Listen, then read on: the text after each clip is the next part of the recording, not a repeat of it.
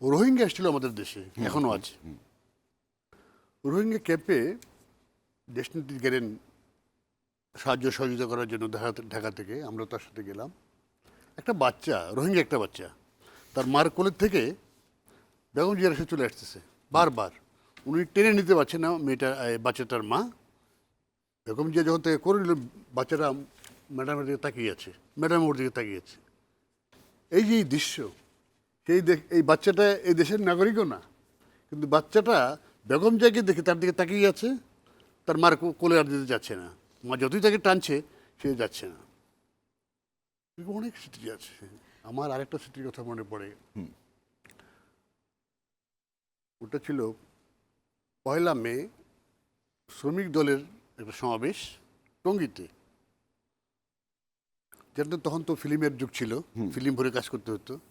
হ্যাঁ, টেনে টেনে টেনে টেনে বলে হোক বা যেবি হোক, ফিল্ম না ভরে আমি ছবি তুলতেছি। ওই তখনটা ছিল একটু ঠান্ডা ঠান্ডার সময়। আচ্ছা আচ্ছা। কিন্তু আমি কিন্তু খুব ঘেমে যাচ্ছি।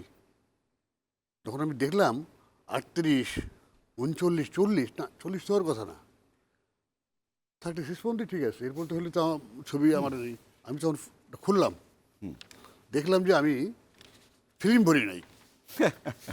এটা আমার ভুলে হোক বা যেভাবে হোক হয়েছে। তৎক্ষণিক আমার নেত্রীর বক্তব্য শেষ, আমাদের তাকে এলেন, তুমি ঘামছো কেন?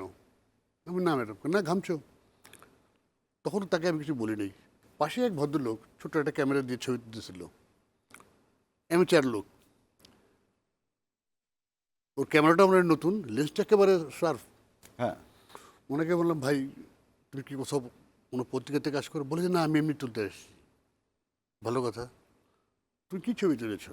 বললাম, আমি পিছন থেকে ছবি তুলে বক্তৃতা দিতেছে, সামনে থেকে তুলেছি, এই ছবি আমার হয়ে গেছে। তাহলে আমি ওনাকে বললাম, ভাই তুমি এই ফিল্মটা রাখো আর তোমার ফিল্মটা আমাকে দাও। বললে কেন? আমি বললাম, এই ঘটনা হয়েছে।